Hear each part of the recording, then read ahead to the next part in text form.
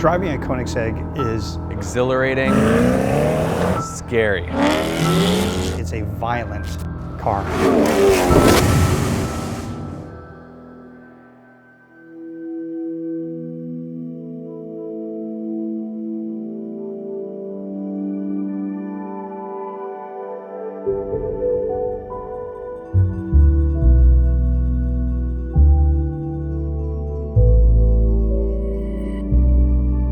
Ghost Squadron is actually an Air Force squadron. Koenigseggs are built in the facilities where the Ghost Squadron used to reside. You know, when 5 or 6 Koenigseggs are together, people will refer to it, oh, look, the Ghost Squadron is moving around. Jeffrey Chang, we call him Mr. Logistics. He'll run around and says, hey, we're gonna be late. If you're not here by 10 a.m., we're out of here, you're gone. Everyone knows where it is. You know where it is, right? Lead them down there. I'm gonna go check the situation out. And Jeffrey's the organizer. Jeffrey is the master of planning. My very first car was a Datsun 200SX. I went from a 200SX to a 300ZX. I actually traded in that 300ZX for a used Porsche 911. I even had an F40, an F50, a Celine S7 twin turbo, all very powerful, well-known cars. And the Koenigsegg is different from all of them. Well, the Instagram king in this group is by accident. Dan's kind of the instigator. Dan and I have been friends for a number of years. You know, this is like that movie where the cowboys have their long jackets and you see that distance and they're walking slow. Jeffrey, we're not that cool. Come on. My very first car was a 1964 Bug. It cost me, I think, $150 because it didn't run. I was able to meet Mark at a car show in 2017. Young gentleman, you know, he looks older than he is. My first car was actually a Dodge Challenger, 2013 SRT8. My dad actually had a 1972 Dodge Challenger back in Beirut. That was his first car.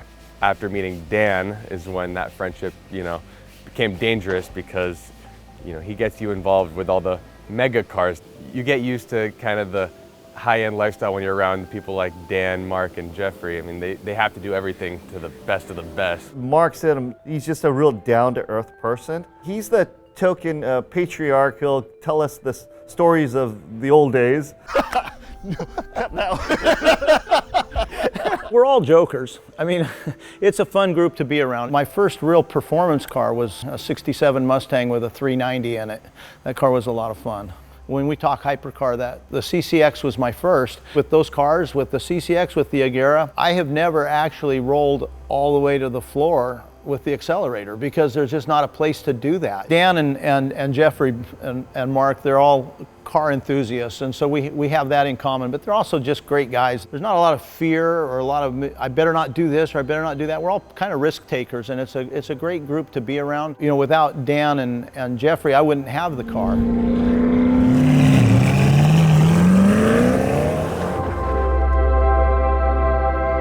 Should we talk a little bit about setting a world record out in the desert? When I first met Christian and I asked him what the top speed was on the Agera RS, and he said, theoretical 275. And I said, well, why theoretical? He said, because we don't have a long enough straightaway or a safe enough track that we can actually test it for top speed. The high-speed run, it would have never been done unless it was Jeffrey Chang. He was pushing the state of Nevada. He was pushing the people that could make it happen to the end point, and one day he says, okay, this is the date. We're all going and we're gonna go break the record. Honestly, even Christian was like, are we really doing this? From Pahrump, Nevada to Vegas, there's a stretch of highway that has about an 11-mile straightaway. It's not flat, but it's straight. And we'd always joked about how it would be great to see how fast a Koenigsegg could go on this particular highway. And Mark was generous enough to offer his car to make this world record attempt, because no way I was going to offer my car, and I don't think Dan was ready to step up and offer his car. I think there was 3 guys from Koenigsegg and the 2 guys from Michelin, and they had to test them on an aircraft testing machine because they don't make a passenger car machine that'll spin a tire at 300 miles an hour. At that 300 miles an hour or 270, that the tire valve, the valve stem, has an equivalent mass of like 107 pounds. I mean, a blowout at those speeds, or it would just be catastrophic. So we ran an additional probably three more runs at top speed on the same set of tires. That was a monumental feat.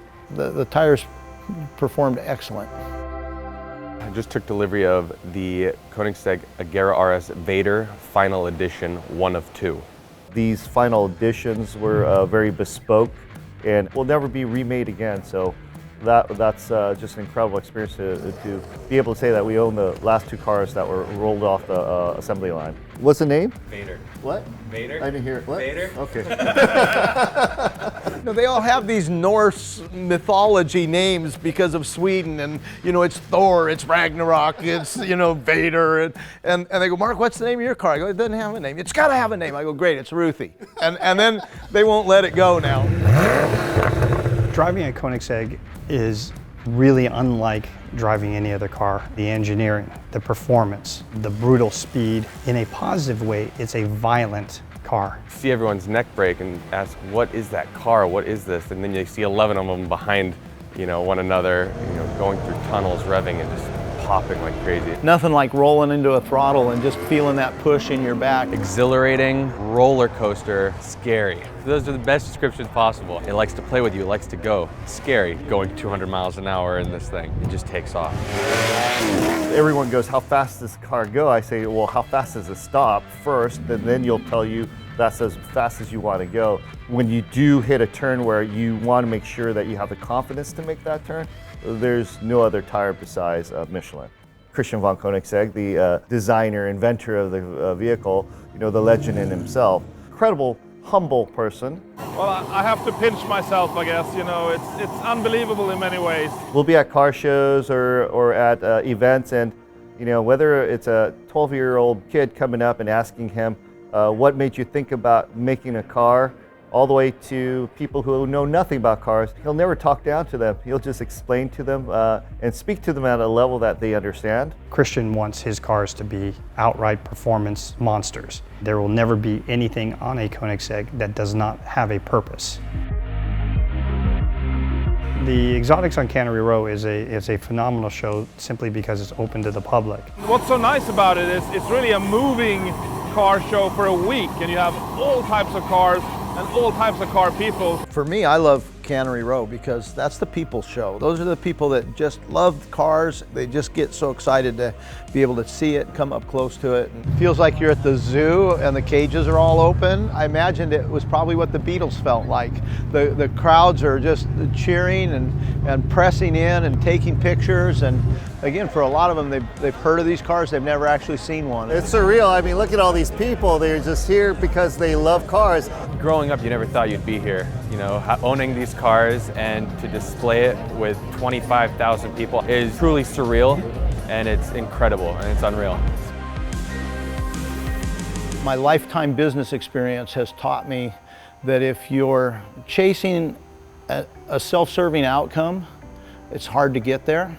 If you'll let go of that and look for ways to serve others, that the universe is pretty kind and rewarding, and that as you just look for opportunities to serve and say, okay, what assets, what resources do I have, and how could what I have bless somebody else's life, and giving someone that doesn't have as much opportunity a chance. And for them to really enjoy something and give them motivation of someday saying, hey, I want to own this.